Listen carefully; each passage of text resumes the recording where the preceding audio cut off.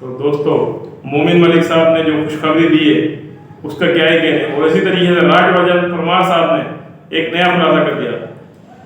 अस्सलाम वालेकुम दोस्तों, तो उम्मीद करता हूँ आप सब खैरियत से होंगे, बहुत अच्छे तरीके से एंजॉय कर रहे होंगे।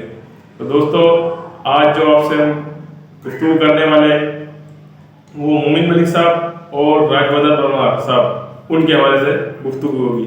तो दोस्तों जैसा कि आपने कल की भी मोमिन मलिक साहब की वीडियो देखी होगी जो उन्होंने अपना वीडियो पैगाम जारी किया, उसके अंदर जो उन्होंने खुशखबरी सुनाई है कि बहुत ही जल्द गुलाम अहमद भाई को भारत बुलवाया भी जाएगा, उनको सिक्योरिटी भी दी जाएगी।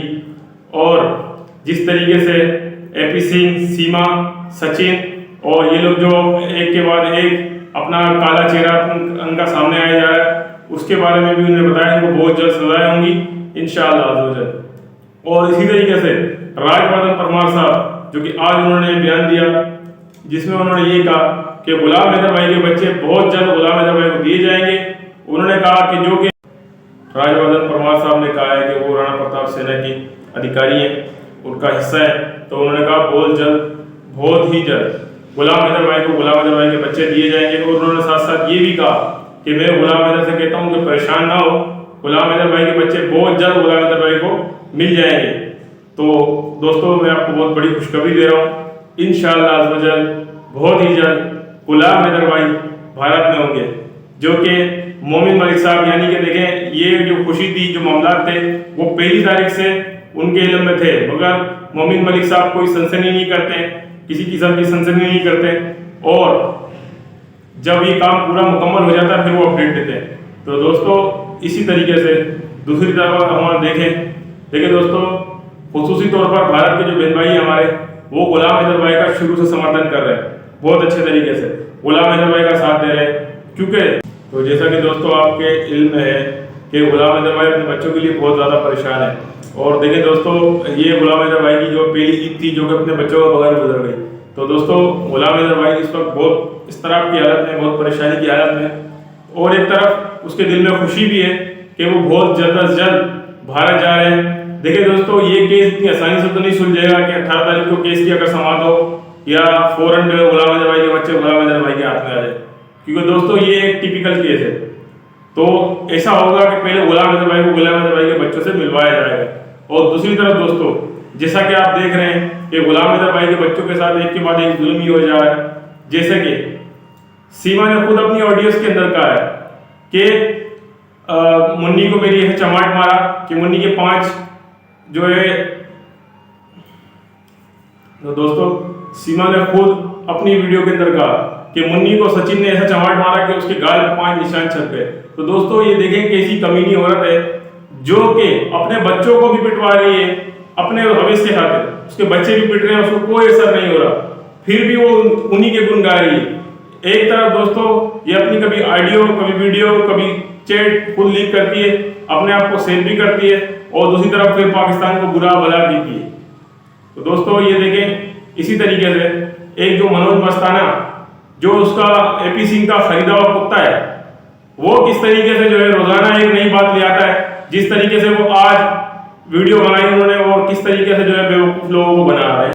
एक मनोज मस्ताना एपी सिंह का पाला हुआ कुत्ता जो कि पहले एक न्यूज एंकर था, अब वो अपना चैनल बना के बैठा हुआ है। वो मनोज मस्ताना कुत्ता जो कि हमेशा शुरू से सीमा का सपोर्टर बना हुआ है, और आज भी उसने सीमा की जो वीडियो अपने चैनल से वायरल की है उसके अंदर वो सीमा का फुल सपोर्ट कर रहा है।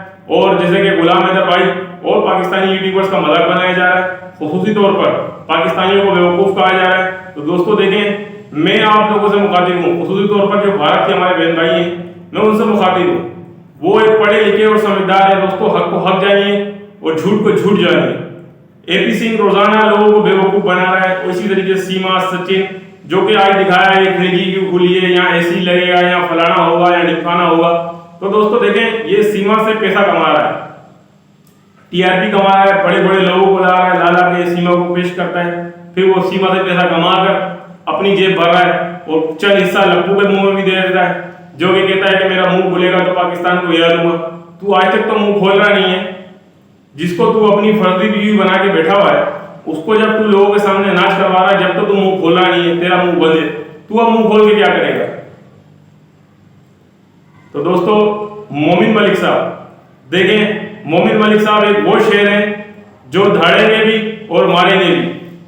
ऐसा नहीं कि खाली धाड़ेंगे और मारेंगे नहीं।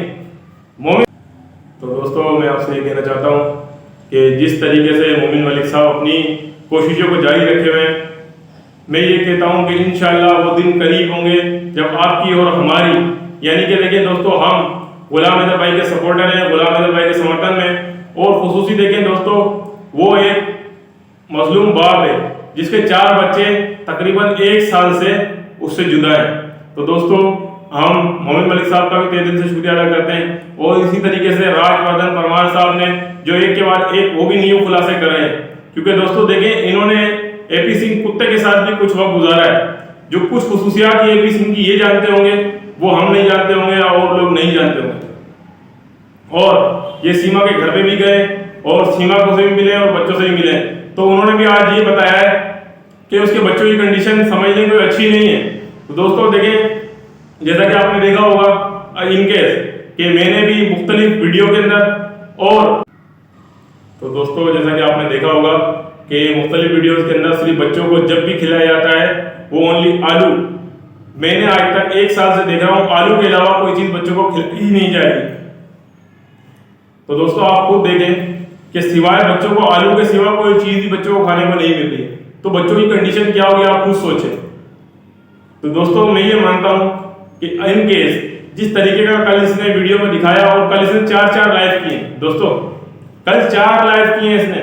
मैं दोस्तों मैं इस बात पर हैरान हूं कि जिस तरीके से मोमिन मलिक साहब एक के बाद एक धारा लगाई जा रहे हैं, मगर ये उन धाराओं का किस तरीके से उल्लंघन कर रहे हैं।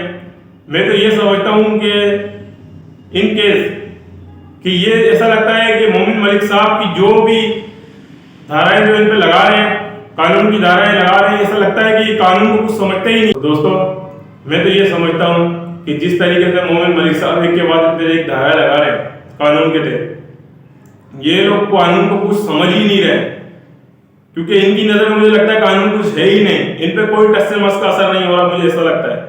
मगर दूसरी तरफ जब हम देखते हैं तो इनके दिल में खौफ भी है, डर भी है, और इंशाअल्लाह जब 18 तारीख आएगी तो इनको लग पता जाएगा